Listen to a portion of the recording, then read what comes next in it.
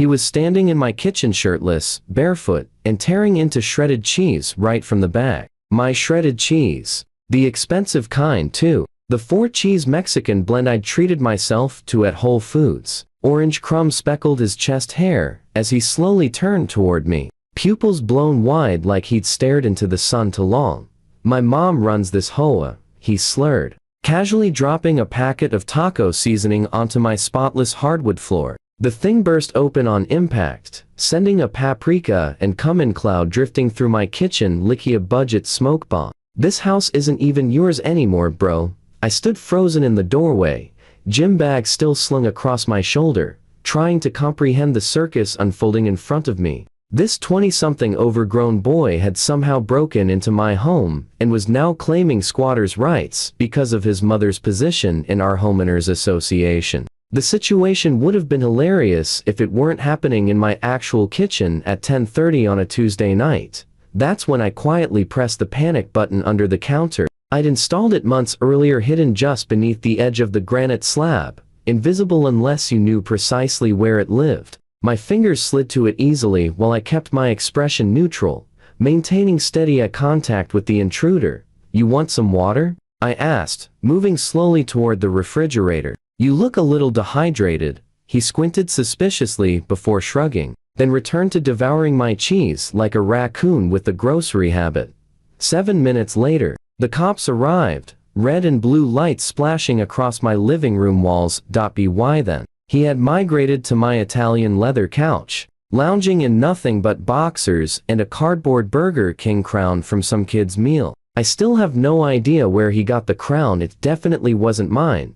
Officers Martinez and Chen stepped inside and froze at the sight. Tanner Drebuk, son of our neighborhood's infamous HOA president, sprawled across my furniture like a discount Caesar, his fingers coated in cheese dust as he tried to explain how his mother had authorized him to repossess my property. "Officers," he began, wobbling to his feet. "There's been a misunderstanding. My mother, Nancy Drebuk, she runs the Juniper Crossings Homeowners Association, and this man," he pointed at me with a greasy orange finger, "he's violating multiple bylaws. We're conducting an emergency seizure." Officer Chen looked at him, then at me, then back at him. "Sir," she asked calmly, "is this your home?" "Yes, officer," I replied. "Trevor Hanley. I own this house. Deed, mortgage, everything. This guy broke in while I was at the gym." "That's a lie," Tanner shouted, his Burger King crown sliding sideways. "My mom said this property is under HOA jurisdiction pending compliance review. I have every right to be here. But let me step back to understand how we reached the point where a half-naked man wearing a fast food crown was being handcuffed in my living room. You need to know about Nancy Drebuk and the iron-fisted regime she built over our once peaceful neighborhood. My name is Trevor Hanley. I moved to Juniper Crossings 3 years ago. I'm a software architect, mostly working from home, and I chose this community for the quiet streets, tall oak trees, and solid 1990s built houses. HOA fees were a reasonable $200 a month. We had a pool, tennis courts, and nicely maintained green spaces. It seemed ideal. What I didn't know was that, 6 months before I arrived, Nancy had orchestrated what longtime residents refer to only as the coup.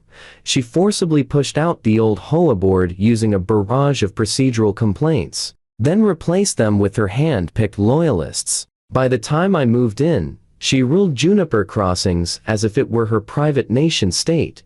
Nancy was 54, though she'd never admit it. Her face had that stretched, shiny look that too much Botox creates, and she lived exclusively in designer yoga pants, despite never once being spotted in a yoga studio. Her bleached blonde hair was always pulled into the same severe ponytail, and she drove a white Range Rover with a vanity plate that read, "Ha Boss." Her two passions in life: enforcing HOA bylaws with the zeal of a medieval inquisitor, and coddling her 23-year-old son, Tanner, who had flunked his way through 4 community colleges, and now lived in her guest house. His official role was HOA social media manager. In reality, Tanner spent his days posting shirtless gym selfies on the neighborhood Nextdoor page and attempting to flirt with married Women at the community pool. He shared his mother's entitlement but lacked her strategic thinking, making him irritating but predictable. My first encounter with Nancy happened just 2 months after I moved in. I was working in my home office when I heard sharp knocking at the door. I opened it to find Nancy standing there with a clipboard and a face twisted into disapproval. "Mr. Hanley," she said curtly, "I'm here about your mailbox." "My mailbox?" She pointed toward the perfectly fine black mailbox at the end of the driveway.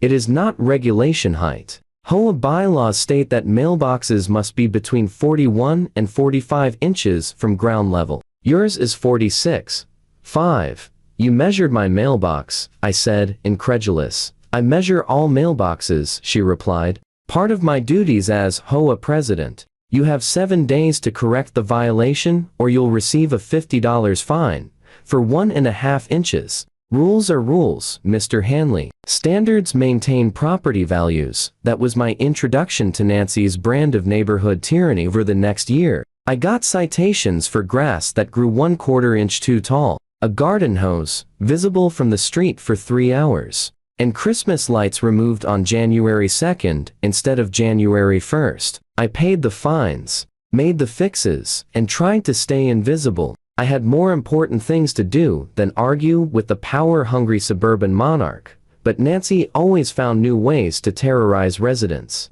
She initiated surprise yard inspections with her tape measure and camera. She created a newsletter compliance corner where she publicly shamed violators with photos. She even tried to pass a rule requiring residents to submit interior paint samples for approval before repainting inside their own homes. That one only died after someone pointed out it was probably illegal. Tanner was her shadow. He followed her around, taking notes, occasionally chiming in with gems like, "That's definitely not regulation beige," or, "You can see their trash cans from here, Mom." Their dynamic was a spectacle. Nancy treated him like a permanent child, cutting crusts off his sandwiches and bragging about her baby. Tanner, who had never held a real job, was perfectly content to live off her alimony from her 3rd divorce. "Tanner is pursuing his passion," Nancy would say. "He's an entrepreneur, a social media influencer." Reality? Tanner had 73 Instagram followers, most of them his mother's friends guilt following him. His entrepreneurship included a protein powder pyramid scheme, a car detailing business that lasted exactly 1 customer, and a crypto day trading attempt that burned through $4,000 of Nancy's money. But Nancy remained willfully blind to both her son's incompetence and the neighborhood's resentment. She truly believed she was safeguarding property values and preserving order. The fact that those property values had actually dropped under her leadership was, in her mind, because residents weren't following her rules strictly enough. Things between us escalated over something as simple as paint. My shutters had faded under the Florida sun, so I decided to repaint them. They were originally boring builder beige. I wanted a fresh look, so I chose a classic, elegant navy blue. Tasteful, not flashy. I didn't think I needed approval. The bylaws mentioned exterior paint, but seemed focused on main structures, not shutters. Plenty of neighbors had colorful front doors without issue. I spent a Saturday repainting them carefully. They looked incredible afterwards. By Monday morning, a notice was taped to my front door. Urgent compliance violation. Unauthorized exterior modification. Fine. $500. An additional $100 per day until rectified. A $500 fine for painting the shutters on my own house, the house I bought, paid for, and maintained with my own money. I tried to handle it like an adult. I called Nancy, left a polite voicemail asking if we could talk it through. She never returned the call. I emailed her, attaching photos of other homes in the neighborhood with shutters that were definitely not beige. She replied with one sentence: "Those properties have grandfather clauses. Yours does not." So I went to the next HOA board meeting, held on a Thursday evening in the community center. About 15 residents showed up, most looking like they'd been living under the same oppressive cloud I had. Nancy sat at the head of the room behind a folding table, flanked by her 2 board members, 2 women who appeared terrified of disagreeing with her. When it was time for resident concerns, I stood up, I'd like to discuss the $500 fine for my shutters, I said evenly. Nancy didn't lift her gaze from her paperwork. The fine stands. Next question. I'd like to understand why my navy shutters are a violation when the Johnsons have green shutters and the Perez's have burgundy ones. As I stated in my email, she said, finally glancing up. Those properties have grandfather clauses. Can I see documentation for these grandfather clauses? Nancy's head snapped up fully this time, her eyes narrowing with icy disdain. Are you questioning my authority, Mr. Hanley? I'm asking to see documentation for a $500 fine. That seems reasonable. The HOA board has final say on compliance issues. The documentation is proprietary. Proprietary? I repeated. These are neighborhood rules, not corporate secrets. A ripple of murmurs ran through the seated residents. Nancy's Botox-tight face flushed. Mr. Hanley, you are out of order. If you continue to disrupt this meeting, I'll have you removed.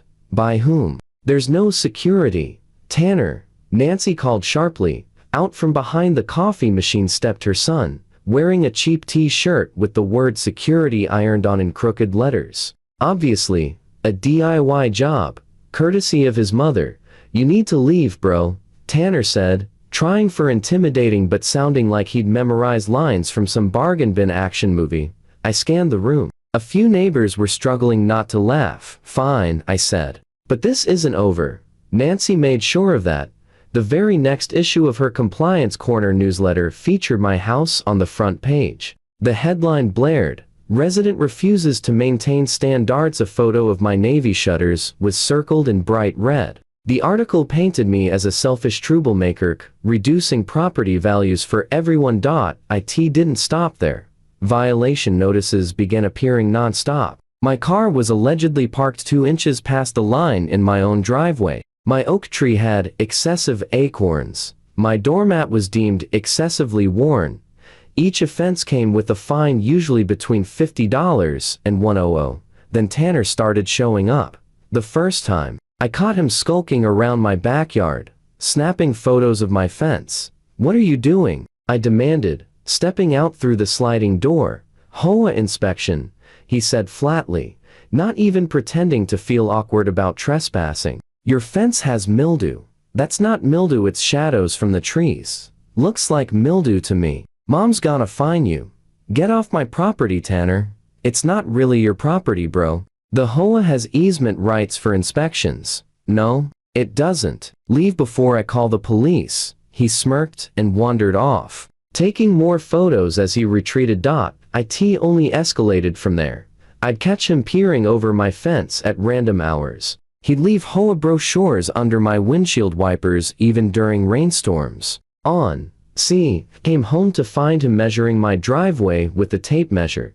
"It's 36 inches too wide," he announced. "The driveway was here when I bought the house. Doesn't matter. Regulations are regulations." So I documented everything, every absurd violation, every unwanted visit, every instance of trespassing. I installed security cameras on all sides of my house, ensuring Tanner's antics were captured in high-definition clarity. I had a feeling the evidence would matter someday. Meanwhile, the shutters stayed navy blue. I refused to repaint them. I refused to pay the fine. Nancy responded with increasingly hostile letters threatening legal action, liens, and forced compliance procedures. I ignored them and dug deeper into HOA law.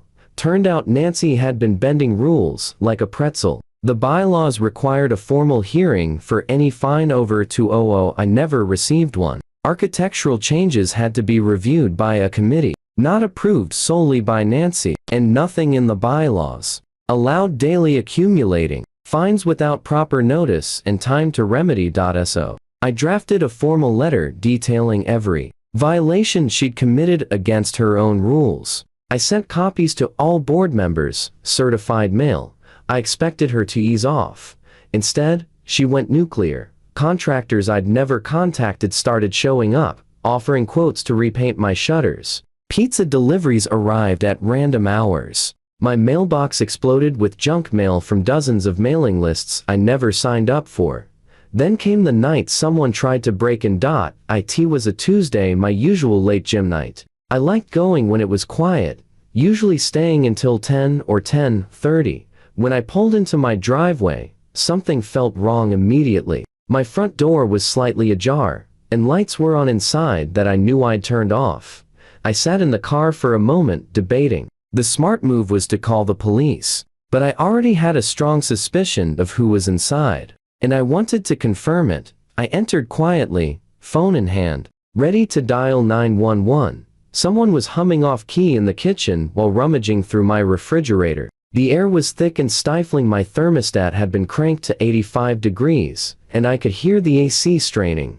I crept through the living room. My TV was on, playing some trashy courtroom reality show. When I reached the kitchen, my suspicion was confirmed. There stood Tanner Drebuck, in his boxers, acting like he owned the place. Empty beer bottles. My beer lined the counter. A frozen pizza. My frozen pizza was baking in the oven. He was eating my expensive shredded cheese straight from the bag while flipping through my mail.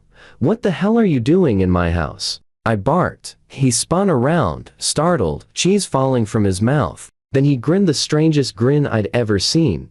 "Oh, hey bro," he said casually, as if I'd just walked into his home. "Your pizza's almost done. Get out now." That's when he said it. The sentence that would become legendary in neighborhood gossip circles for years to come. "My mom runs this HOA. This house isn't even yours anymore, bro."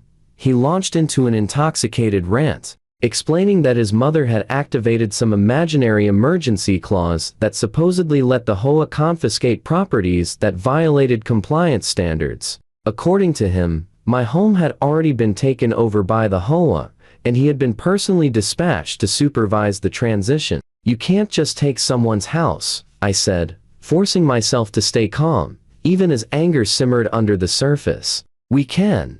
And we did," he slurred, grabbing yet another handful of my cheese. "Mom says you're a hostile resident. Hostile residents forfeit property rights. It's in the bylaws." No, it wasn't. Section 8.7b of the Exterior Compliance Charter? He had clearly made it up on the spot. "Prove it," I said. The absurdity of debating fictional legal codes, with a drunk 23-year-old standing in my kitchen in nothing but boxers, finally hit me. That's when I remembered the panic button I'd installed under the counter, part of the security upgrade I'd put in place after Tanner's trespassing escalated. I had a feeling it might be useful someday. Today was absolutely that day. "You want something to drink?" I asked, stepping casually toward the refrigerator. "You look like you could use some water." "I want another beer," he said. "How about a Fresca? I know I've got some in here somewhere." While pretending to dig through the fridge, my fingers found the panic button tucked beneath the counter. I pressed it firmly once, knowing it would instantly alert the police with my address and a break-in code. "No Fresca," I said, shutting the fridge. "But the police should be here soon." "Police?" Tanner snorted. "For what? I told you my mom runs this place. Cops work for her."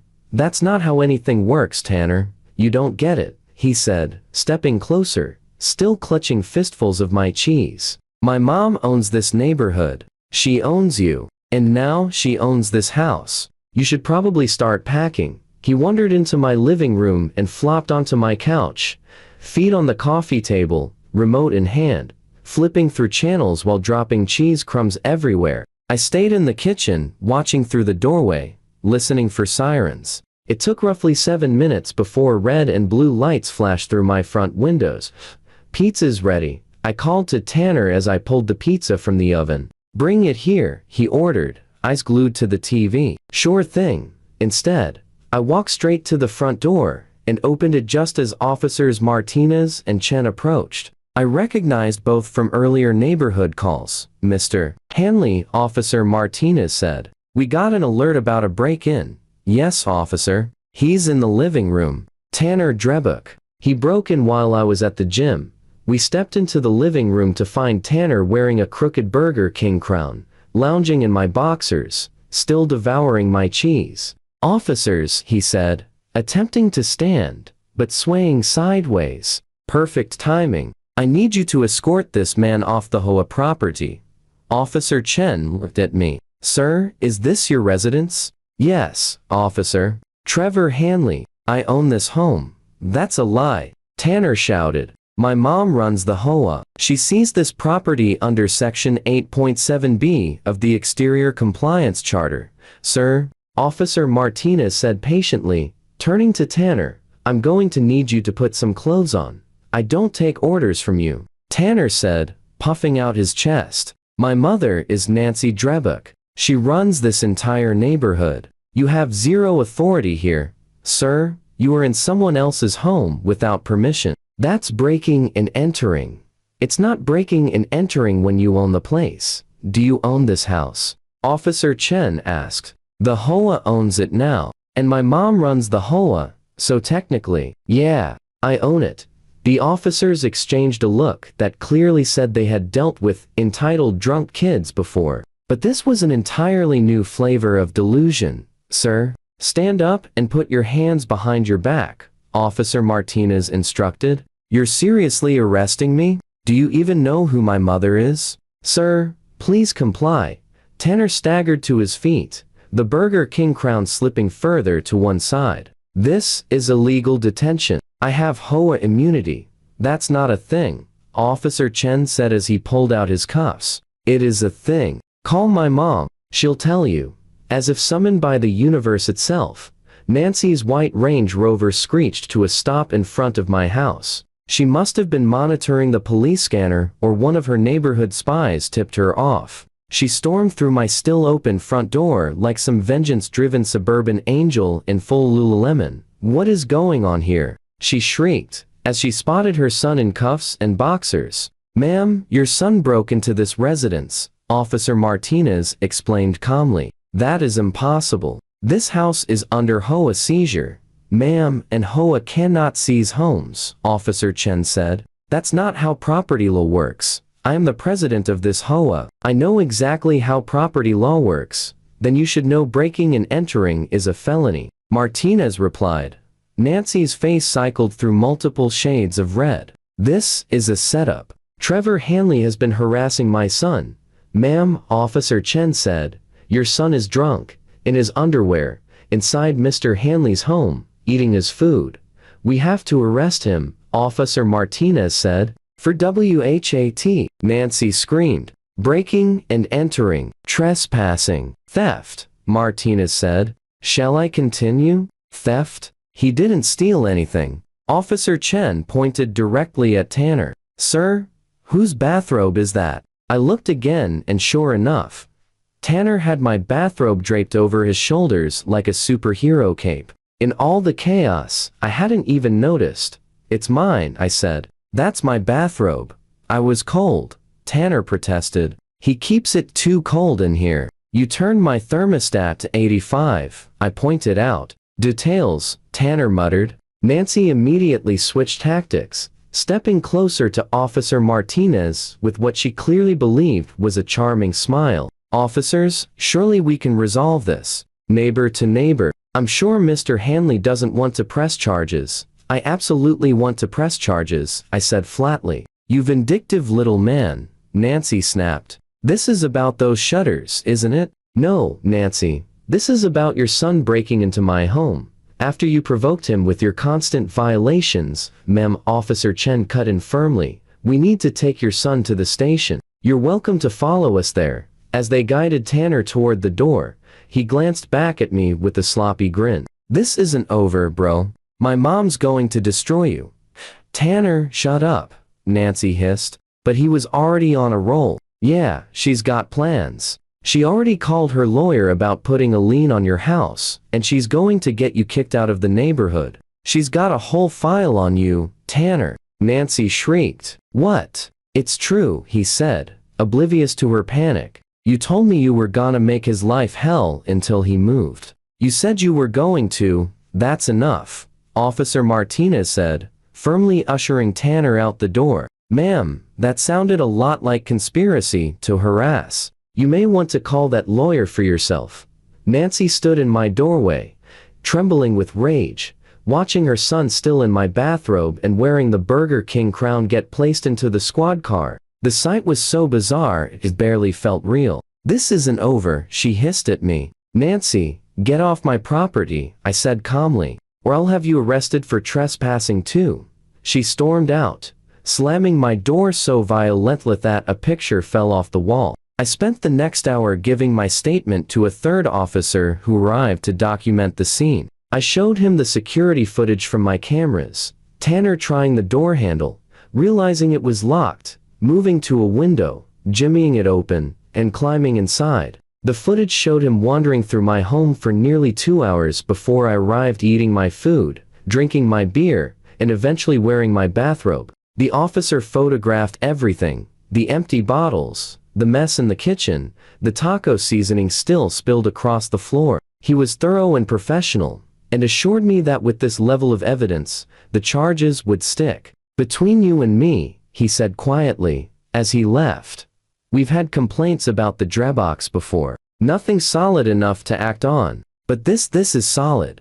By the next morning, the entire neighborhood knew. Ring doorbell footage of Tanner being arrested in his boxers and a Burger King crown had already landed on the neighborhood Facebook page. Someone set it to the cops' theme song, and it racked up over 200 reactions within hours. Nancy attempted damage control. She sent out an emergency HOA newsletter declaring that I had entrapped her son and that the arrest was part of my plot to undermine HOA leadership. She also called an emergency board meeting that evening, no doubt to rally support. The meeting was packed. I had never seen so many residents at an HOA gathering before. Nancy sat at the center of the folding table as usual, though her two fellow board members looked noticeably uneasy. "As you all know," Nancy began, voice tight with barely disguised rage, "there was an incident last night involving my son and Trevor Hanley." "You mean when your son broke into his house?" someone yelled from the back. "Alleged break-in," Nancy corrected sharply. "Tanner was conducting an authorized HOA inspection at 10:30 at night, drunk, in his underwear?" another resident asked. "The timing and attire are irrelevant," Nancy said stiffly. "The point is that Trevor Hanley has been carrying out a smear campaign against this HOA board." I stood up. "I'd like to respond to that accusation." "You're out of order," Nancy snapped. But one of the other board members, a quiet woman named Patricia, spoke up softly. "Actually, I think we should hear him out." Nancy shot Patricia a furious glare, but the crack in her authority was already visible. "Thank you," I said. "I have here a folder containing every violation and fine received from Nancy over the past 6 months. 73 violations, totaling more than 4,000. I began handing copies around the room. "These include things like my grass being a 1/4 inch too tall and my doormat being worn."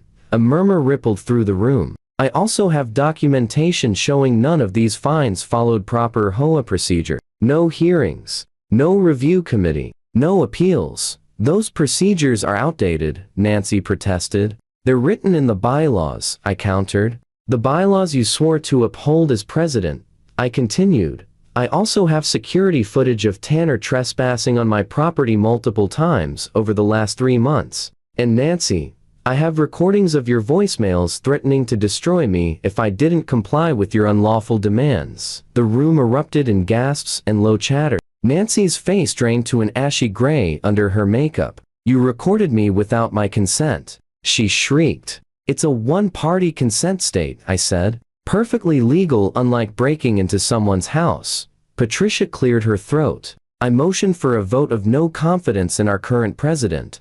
Seconded. Several residents called out immediately. "You can't do this," Nancy screeched, leaping to her feet so fast her chair toppled over. "I've run this HOA for 3 years. I've maintained property values. I've kept this neighborhood from falling apart. Property values have dropped 12% since you took over," someone pointed out. "Because of people like him." Nancy jabbed a finger in my direction. "He refuses to follow the rules." The vote was called. The result wasn't even close. Nancy was removed as HOA president by a margin of 47-3. Only she and her 2 loyal cronies voted to keep her, but the story didn't end there. Tanner's arrest was only the first domino in Nancy's downfall. The next morning, local news picked up the story. The headline, "HOA President's Son Arrested After Breaking into Resident's Home," was simply too irresistible. The fact that video existed of Tanner in his boxers and a Burger King crown being escorted away in handcuffs made it perfect fodder for evening broadcasts. The footage went viral. Someone posted the Ring doorbell video online with the caption, "When your mom runs the HOA, but you still go to jail," within 48 hours. It had over 1 million views. Tanner was formally charged with breaking and entering, criminal trespass, theft, and criminal mischief. His bail was set at $10,000. Nancy paid it instantly, but the stain on their reputation was permanent. Then, other residents began speaking up. Margaret Chan revealed that Nancy had been fined her $500 for putting ethnic decorations in her yard. During Lunar New Year, James Patterson was fined for displaying a pride flag in June. The Washington family received violations for their children's sidewalk chalk drawings. A pattern emerged, one far worse than simple power abuse. Nancy had been deliberately targeting residents based on race, religion, and sexual orientation. Someone forwarded all the evidence to the state's Fair Housing Department. An investigation began. Meanwhile, Tanner's problems multiplied. During his arrest, officers had found something interesting in his pocket: keys. Not his own, but a set of bump keys, tools specifically used for picking locks. Further investigation revealed that my home wasn't the first he had entered. Several neighbors reported missing items over the past year, things they had assumed he had misplaced. Jewelry, cash, prescription medications. A search warrant was issued for Nancy's house and Tanner's room in the guest house. Investigators found property belonging to at least 6 neighbors, including a laptop reported stolen 3 months earlier. Tanner's charges escalated: multiple counts of burglary, possession of burglary tools, and theft. Prosecutors were even considering labeling him a serial burglar, which came with severe penalties. Nancy hired an expensive lawyer for Tanner, but the evidence was crushing. My security footage, combined with the recovered stolen items and neighbors' testimonies, made conviction almost unavoidable, and Nancy's own mountain of problems was only growing. The Fair Housing investigation uncovered years of discriminatory behavior. Nancy kept detailed notes about residents' notations about race, religion, and what she called lifestyle choices. She had systematically targeted anyone who didn't fit her personal image of the neighborhood. The fines began rolling in. The Fair Housing Department levied a $50,000 penalty against the HOA for discriminatory practices, but because Nancy had acted outside her authority, the HOA's insurance wouldn't cover it. Nancy was personally liable. Then came the civil lawsuits. 17 residents filed a class action suit against Nancy personally, accusing her of harassment, discrimination, and intentional infliction of emotional distress. The attorney representing them turned out to be the same one Nancy had tried to use against me over the shutters. After reviewing the evidence, he switched sides. The district attorney's office got involved when someone pointed out that Nancy's conduct could qualify as racketeering. She had been using her position to extract money through fraudulent fines, which could be considered organized crime under state law. Nancy's house of cards collapsed with breathtaking speed. 3 weeks after Tanner's arrest, Nancy herself was arrested at her home. The charges were numerous: conspiracy, fraud, extortion, and violations of federal fair housing laws. The image of her being led away in handcuffs screaming about her rights as an HOA president hit the local news and quickly joined Tanner's arrest in infamy. Her bail was set at $100,000. She had to put up her house as collateral. The criminal cases moved slowly but inevitably. Tanner, facing overwhelming evidence and a possible 15-year sentence, took a plea deal. He pleaded guilty to 2 counts of burglary and 1 count of breaking and entering. His sentence: 3 years in state prison, parole eligibility after 18 months. Nancy's case was more complicated. Her lawyer argued she genuinely believed she had the authority to do everything she did, that she was just an overzealous board president trying to maintain community standards. But the piles of evidence documented discrimination, fraudulent fines, and harassment were too damning. Prosecutors offered her a deal: plead guilty to 1 count of extortion and 1 count of violating fair housing laws, and they would drop the RICO charges. She would face 2 to 5 years in prison plus substantial fines. Nancy refused the deal. She insisted on going to trial, convinced a jury would understand she was simply protecting property values. Her attorney tried to dissuade her, but Nancy had never been good at admitting she was wrong. The trial was a disaster. Resident after resident took the stand describing her harassment, discriminatory targeting, and abuse of power. The prosecution displayed her own notes, exposing clear patterns of bias and fraudulent conduct. I testified about the shutters, the barrage of fines, and finding Tanner in my home. I presented documentation, played her threatening voicemails, and showed the security footage. The jury's disgust became increasingly visible. Tanner was brought in from the county jail to testify. 2 months behind bars had stripped away his swagger. The former cocky man-child who had once bragged about HOA immunity now looked scared and worn down in his orange jumpsuit. The prosecutor asked about his break-in at my house. My mom said it was okay. Tanner mumbled. She said Mr. Hanley was a problem, and we needed to teach him a lesson. Did she specifically tell you to break into his house? She said to do whatever it took to make him leave the neighborhood. She said the HOA owned everything anyway, that the residents were just renters who didn't know it. NY's lawyer objected furiously, but the damage was done.